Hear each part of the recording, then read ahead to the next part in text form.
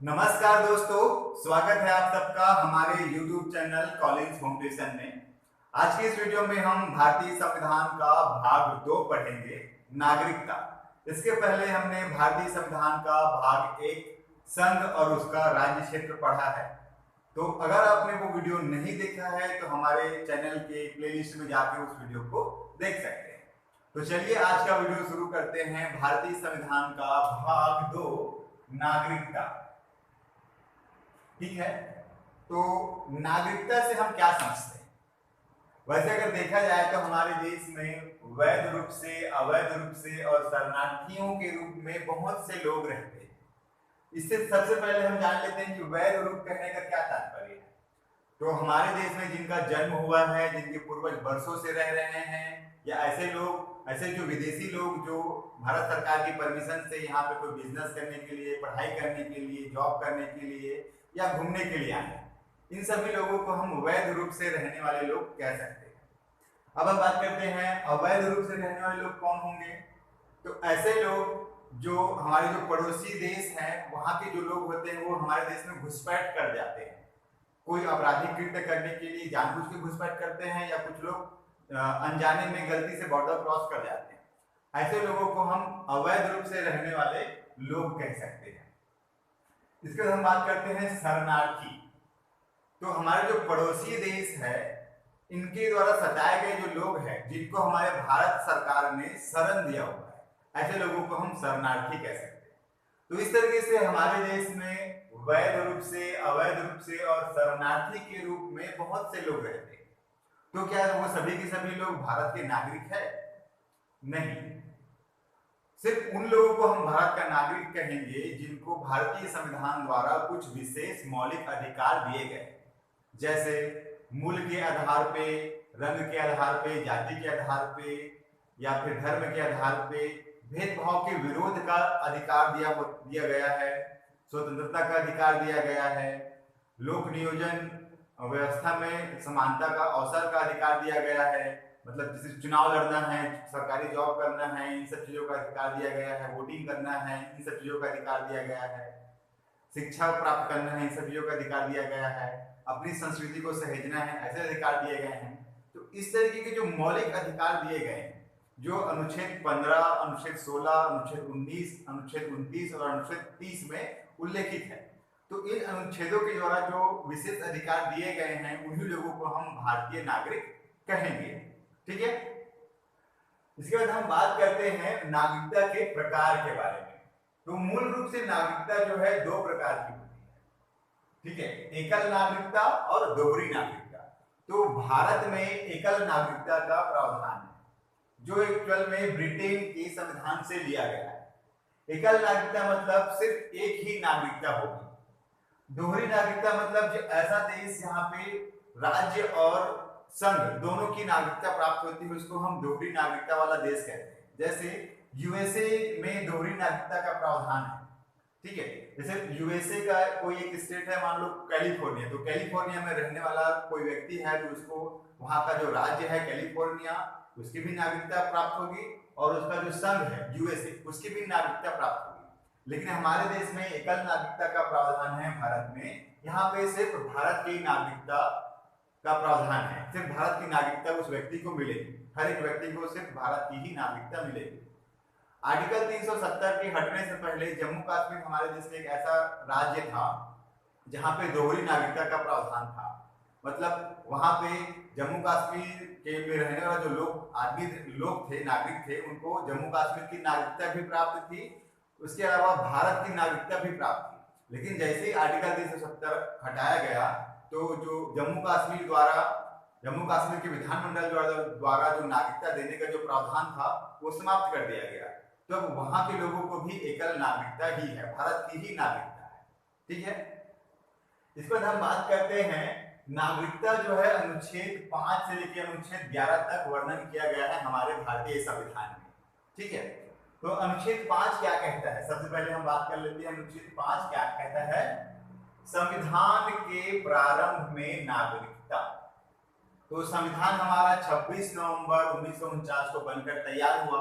ठीक है, तो इस समय क्या हुआ था, हमारा जो लागू कब हुआ था, 26 जनवरी 1950 को हमारा संविधान लागू हुआ।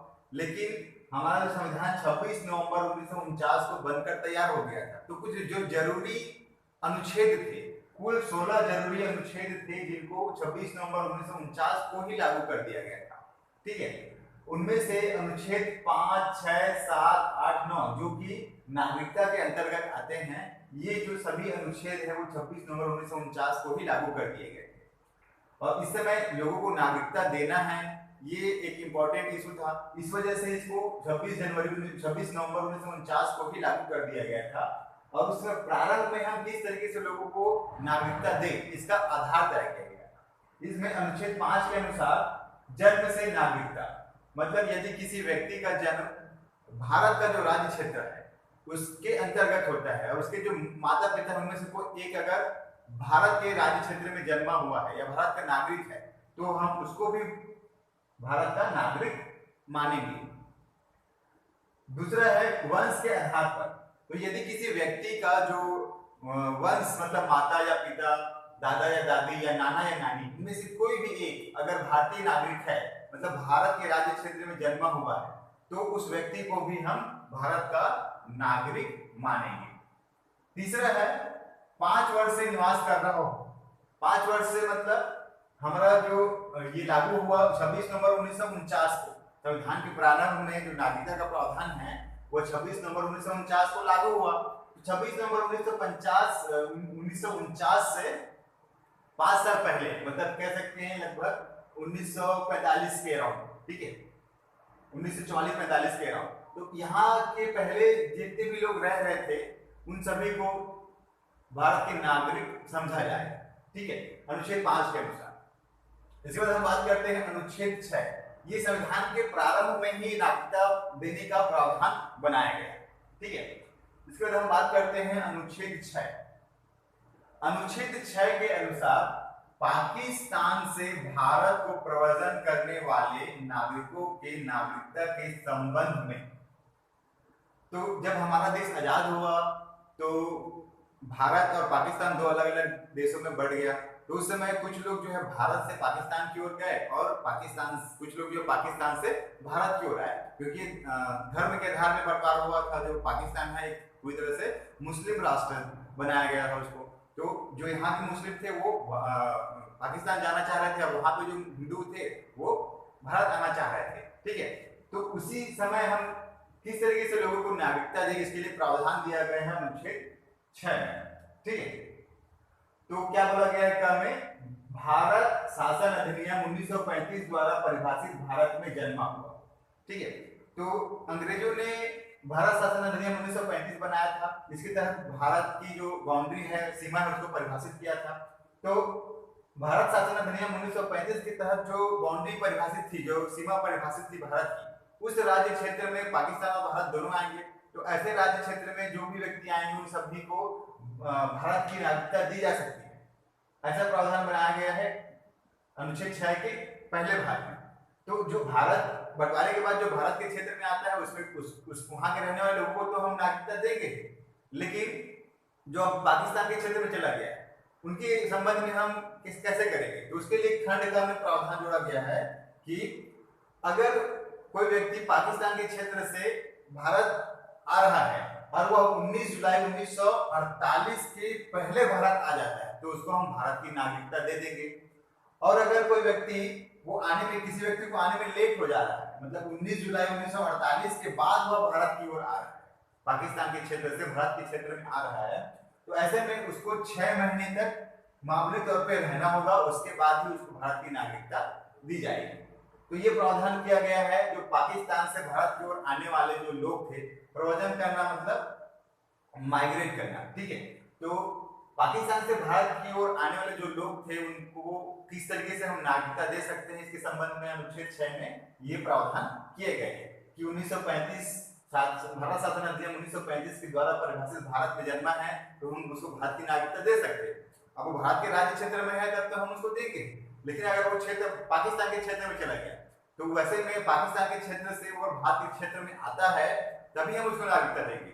उसके लिए भी कुछ कंडीशन बनाया गया है कि अगर वो 19 जुलाई 1948 के पहले आ जाता है तब हम उसको तुरंत नागरिकता दे देंगे। लेकिन अगर वो 19 जुलाई 1948 के बाद में अगर आता है तो उसको 6 महीने मामूली तौर पर रहना पड़ेगा, तब जाके हम उसको भारत की नागरिकता दे सकेंगे। इसके बाद हम बात करते हैं अनुच्छेद 7।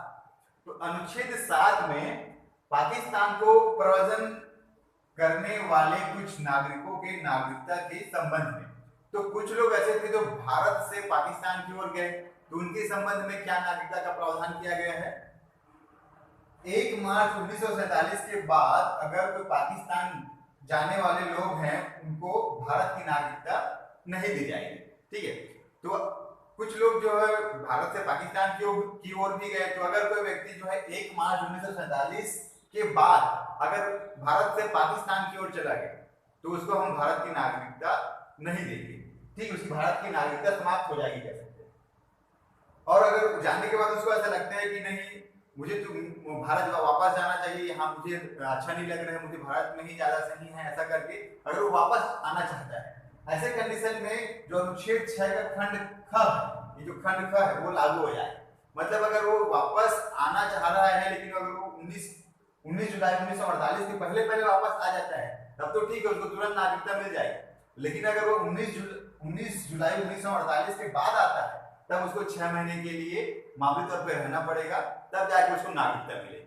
तो ये इस तरीके से अगर वो पाकिस्तान की ओर चला गया वहां पर उसको अच्छा नहीं लग रहा है, वापस आना चाह रहा है, ठीक है, तो उसके लिए भी यही प्रावधान है कि अगर 19 जुलाई 1948 के पहले आ गया वापस, उसको एहसास हो गया कि नहीं मुझे वहां नहीं रहना है, मुझे भारत में रहना है, और 19 जुलाई 1948 के पहले वापस आ गया तो ठीक है, तुरंत उसको नागरिकता दे दी जाएगी। लेकिन अगर उसको लेट हो गया 19 जुलाई 1948 के बाद आ रहा है तो ऐसे कंडीशन में उसको 6 महीना रहना पड़ेगा, तब जाके उसको नागरिकता दी जाएगी। ठीक है, इसके बाद अनुच्छेद 8। अनुच्छेद 8 में क्या कहा गया है, भारत से बाहर रहने वाले भारतीय मूल के नागरिकों के नागरिकता अधिकार। तो कुछ ऐसे भी लोग थे जो भारतीय मूल के तो थे लेकिन वो भारत के बाहर रहते थे, किसी विदेश में रहते थे, ठीक है, तो उनके नागरिकता के क्या क्या अधिकार है, तो इसमें है वंश के आधार पर। तो यदि कोई किसी व्यक्ति का जन्म जो है भारत से बाहर किसी विदेश में हुआ है, लेकिन उसके जो माता पिता दादा दादी या नाना नानी में से कोई भी एक भारत के राज्य क्षेत्र में जन्मा था या भारत के राज्य क्षेत्र में निवास करता था, ठीक है, तो ऐसे व्यक्ति को भी भारत का नागरिक माना जाएगा, बशर्ते उसको जिस कंट्री में वो रहता है उस कंट्री के इंडियन दूतावास में, भारतीय दूतावास में, इंडियन एम्बेसी में जाके इस सूचना को दर्ज कराना पड़ेगा, फिर उसको भारत की नागरिकता दे दी जाएगी। ऐसे लोगों को हम एनआरआई भी कहते हैं, जो जिसके पास भारत का पासपोर्ट होता है लेकिन वो विदेश में रहते हैं। ठीक है, तो ये वंश के आधार पर भी भारतीय मूल के नागरिकों को नागरिकता दी जा सकती है। इसके बाद हम बात करते हैं पीआईओ और ओसीआई। तो पीआईओ मतलब क्या होता है, पर्सन ऑफ इंडियन ओरिजिन, और ओसीआई मतलब होता है ओवरसीज सिटीजन ऑफ इंडिया। तो ये दोनों ऐसे लोग होते हैं जिनके पास विदेशी पासपोर्ट होता है, मतलब वो भारत के नागरिक नहीं होते लेकिन भारतीय मूल के होते हैं। ठीक है, तो इनको भारत से जोड़ने के लिए लक्ष्मीमल सिंह विंग समिति ने 2003 में सिफारिश किया कि इनके लिए एक विशेष तरीके का कार्ड जारी किया जाए, ओसीआई कार्ड और पीआईओ कार्ड, जिनको बाद में 2015 में एक ही कर दिया गया, सिर्फ ओसीआई कार्ड। ठीक है, इसके तहत ओसीआई कार्ड के तहत जो ओसीआई कार्ड धारक है, मतलब ऐसे लोग जो विदेश में रहते हैं जिनके पास विदेशी पासपोर्ट है लेकिन वो भारतीय मूल के हैं, उनको ओसीआई कार्ड बना के दिया गया। ऐसे और इनको कुछ विशेष रियायतें दी गई, मतलब उनको बिना वीजा के भारत आना जाना उनको अलाउ था। ठीक है, और अगर वो भारत में रह के भारत की नागरिकता लेना चाहता है तो ऐसे कंडीशन में उसको सिर्फ 5 साल भारत में रहना होगा, उसके बाद उसको भारत की नागरिकता दी जा सकती है। दूसरों के लिए ज्यादा का प्रावधान था, उसको हम आगे पढ़ेंगे। ठीक है, जो ओसीआई कार्ड धारक है उनके लिए 5 वर्ष में ही उनको नागरिकता दे दी जाएगी, मतलब भारत में आके उनको 5 वर्ष रहना पड़ेगा, फिर जाके उनको भारत की नागरिकता दे दी जाएगी। ठीक है, और बिना वीजा के वो भारत आना जाना कर सकता है, ये उसको छूट दी गई थी ताकि उनको भारत में आके अपना व्यापार चालू कर सके, अपना काम चालू कर सके, उनको भारत में हम कनेक्ट करके रख सके, ऐसा कर। इसके बाद हम अनुच्छेद 9 के बारे में बात करते हैं। तो अनुच्छेद 9 बताता है कि नागरिकता समाप्ति के संबंध में बात करता है। कि किस किस प्रयोजन से, किस किस कारणों से नागरिकता समाप्त हो सकती है। तो सबसे पहले है स्वेच्छा से नागरिकता त्याग कर दे कोई, यदि कोई व्यक्ति जो है स्वेच्छा से अपना नागरिकता त्याग कर देता है तो उसकी नागरिकता समाप्त हो जाएगी, ठीक है। यदि कोई व्यक्ति जो है किसी दूसरे देश की नागरिकता ग्रहण कर लेता है तब भी उसकी भारत की नागरिकता समाप्त हो जाएगी।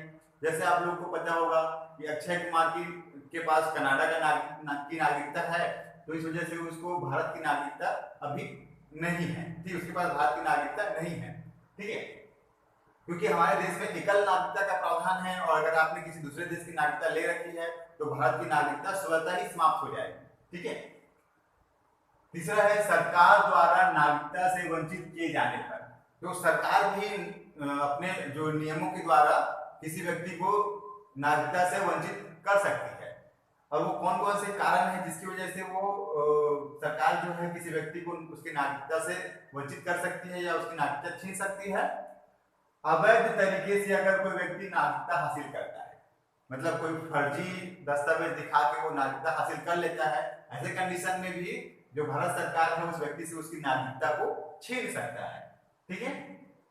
संविधान का अनादर करने वाले की, अगर कोई व्यक्ति संविधान का अनादर करता है तो उसकी नागरिकता भी छीनी जा सकती है भारत सरकार के द्वारा, ठीक है।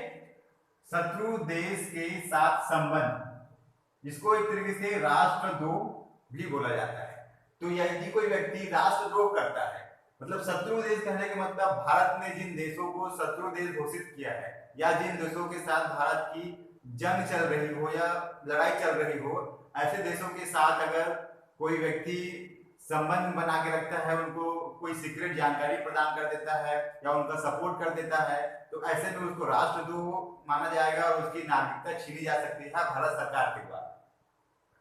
7 साल से अगर कोई व्यक्ति बाहर रह रहा हो, तो यदि कोई व्यक्ति भारत से बाहर 7 साल तक कंटिन्यूअसली रह रहा है, भारत आता ही नहीं है, तो ऐसे कंडीशन में उसको भारत की नागरिकता से वंचित किया जा सकता है, उसकी नागरिकता को छीना जा सकता है भारत सरकार के द्वारा, ठीक है। इसके बाद बात करते हैं अनुच्छेद 10। अनुच्छेद 10 में बताया गया है नागरिकता के अधिकारों का बना रहना, ठीक है। तो जो संसद जो है नियमों द्वारा, उपबंधों द्वारा जो भी आधार तय करती है और उसके तहत जो भी व्यक्ति जो है अगर भारत का नागरिक है तो उसका जो नागरिकता का अधिकार जो है बना रहेगा, ये सुनिश्चित करता है अनुच्छेद 10, ठीक है। मतलब जो भी हमारे जो संसद है जो नियम बनाती है उसके तहत जो आदमी, जो भी व्यक्ति जो है अगर नागरिक है भारत का, तो उसका भारतीय नागरिकता का अधिकार जो बना रहेगा, मतलब एक भारतीय नागरिक को जो जो अधिकार प्रदत्त है वो उसको मिलेंगे, ठीक है। ये हमको अनुच्छेद 10 बताता है। इसके बाद अनुच्छेद 11। अनुच्छेद 11 में बताया गया है संसद द्वारा नागरिकता के अधिकार का विधि द्वारा विनियमन किया जाना, ठीक है।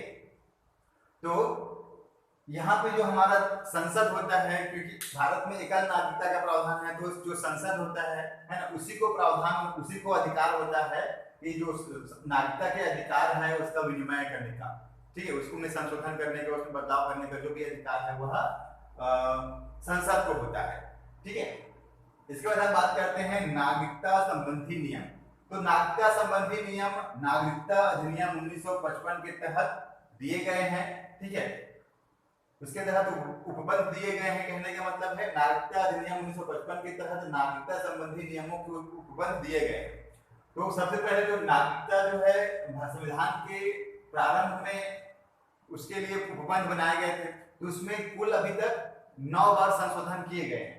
सबसे पहले तो 55 में एक बार कह सकते हैं, उसके बाद 57, 1957, 1960, 1985, 1992, 2003, 2005 और 2015, उसके बाद अभी लास्ट में लेटेस्ट है 2019 में, ठीक है।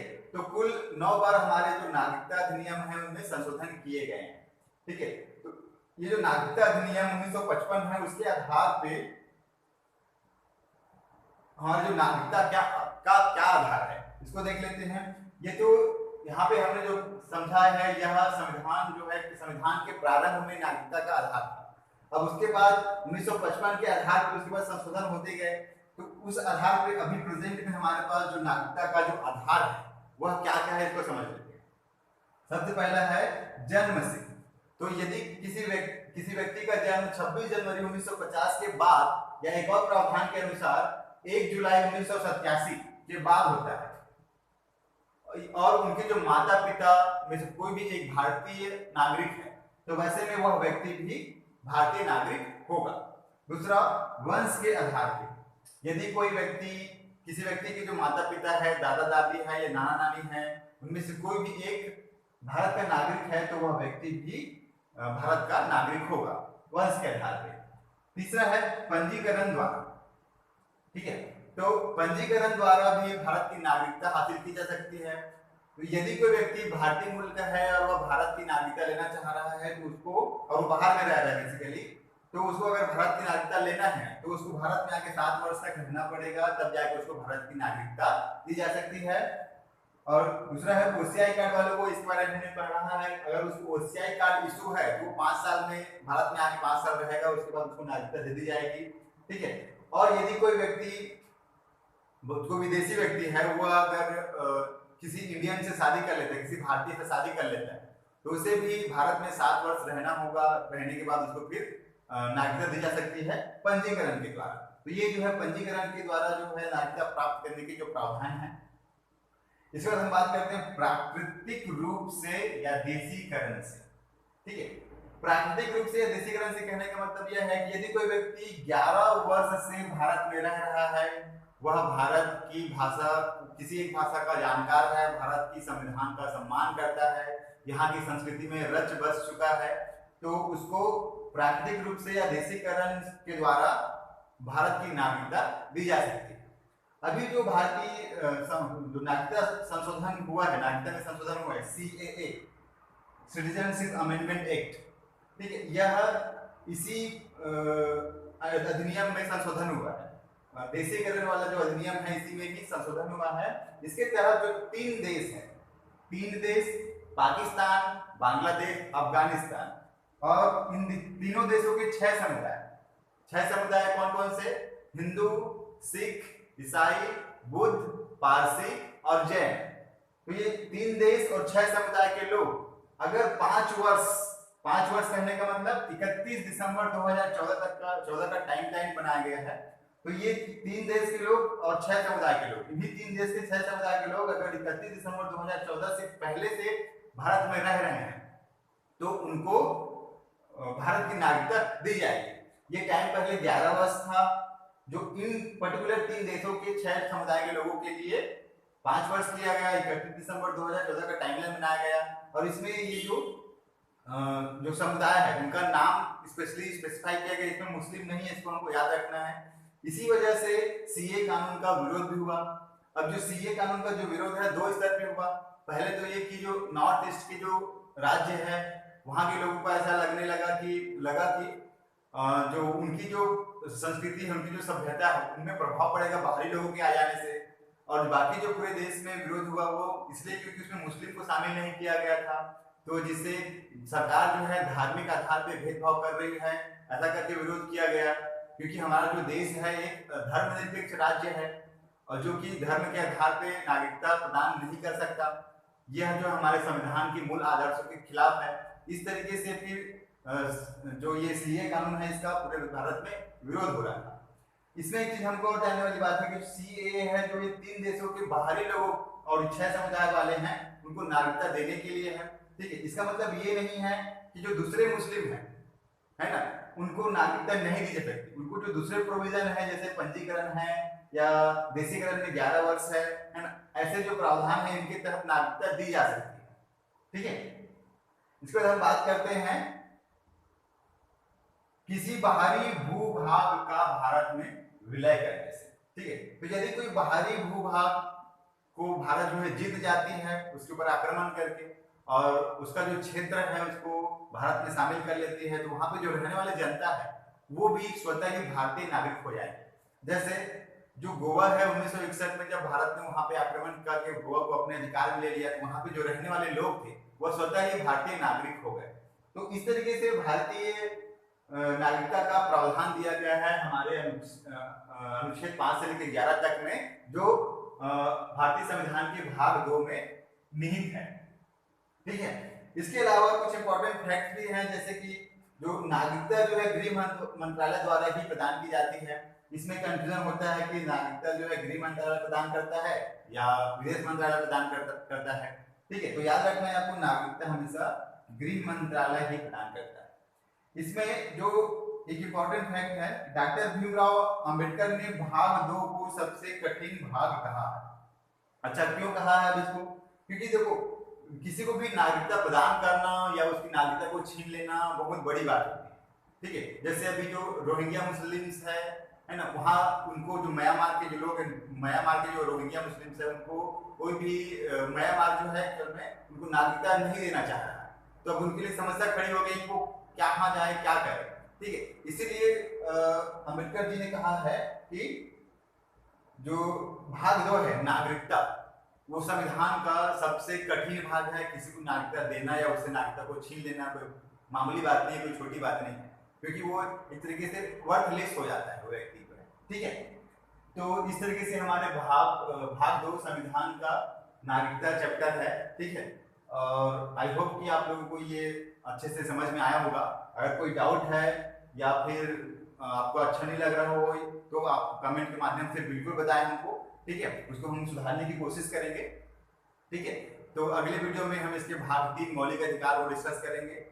हमारे चैनल को आप सब्सक्राइब कर लीजिए ताकि आपको अगले वीडियो की नोटिफिकेशन मिलता रहे, और बेल आइकन को भी दबा लीजिए। ठीक है, तो तब तक फिर मिलते हैं अगले वीडियो में, तब तक के लिए धन्यवाद।